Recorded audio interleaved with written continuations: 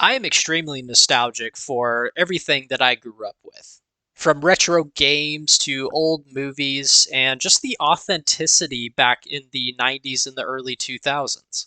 Hell, I would even take going back to the 2010s when I was in junior high coming into high school, because that was one of the best times when I felt very free as a kid and also just felt like it was the beginning of my life. But nostalgia, while as amazing as it feels, can also be very dangerous. I've heard an argument going around recently about what nostalgia really does to us when we get older. A lot of people will say that the nostalgia has no effect on them and that things back in the day were way better off than what they are now. But on the other side, people are arguing that nostalgia is simply nostalgia and that the world back then was not better and was not as good as we thought it was, because there are some people that maybe didn't have a great childhood or didn't get to experience a lot of the things we did. So for them, they don't have these rose colored glasses on, and the world may or may not be better off now. Whatever side of the fence you're on, though, obviously nostalgia plays an important part in all of our lives, and I feel like for me, I haven't really picked a side yet. So for today in the Free Think Dojo, I wanted to talk about just the topic of nostalgia and how it can really change our views on the world, on not only how it was back then, but how it is now. Nostalgia is a very complex emotion, obviously. It's a good thing to experience nostalgia, don't get me wrong. But it can be complex in the way that it actually makes you feel.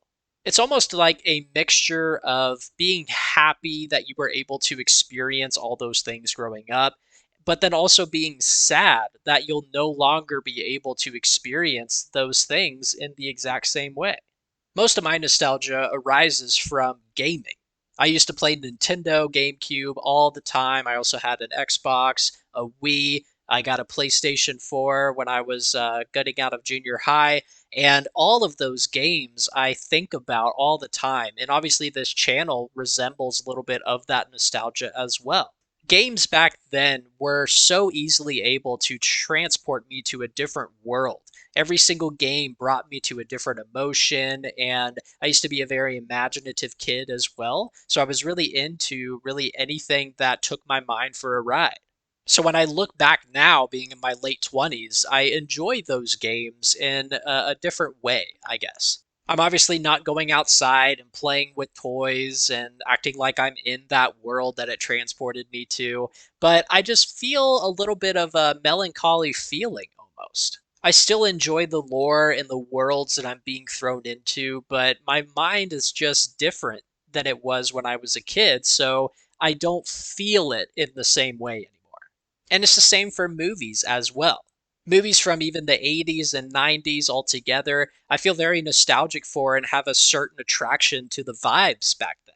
And watching them now just makes me feel very happy that I'm able to have this connection, but also sad that, I wasn't even born in the 80s and barely alive for the 90s. But what I think it all comes down to at the end of the day is I'm no longer the young kid that I was. That's something that probably every adult in their 20s, 30s, and even 40s and above probably experience at least a couple of hundred times in their life. And I think that's why nostalgia hits so hard for so many, especially with the way that the world is changing from technology to current events in the world. I feel like as you get older and start having bills being thrown on top of that and just adult life, we really do start to miss the simplicity of it all back when we were kids. Now, I don't blame anybody or even myself for feeling that way. For most people, it's scientifically proven that when we're thrown into situations that make us uncomfortable, we will revert back to simpler things in our minds to help us cope with it.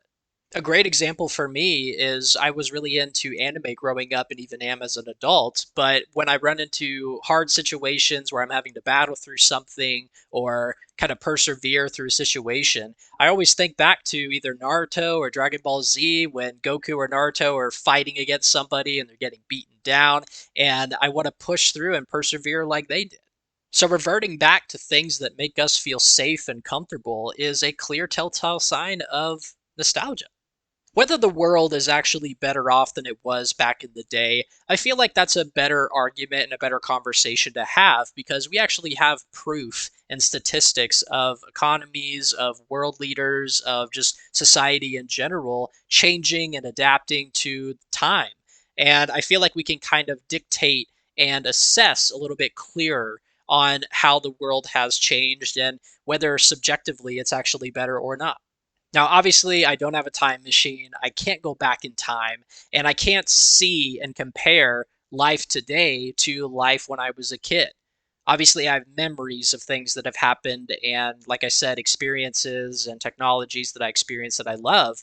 But I can't subjective and definitively say that life back then, if I was an adult in the 90s or 2000s, would be much different than life right now.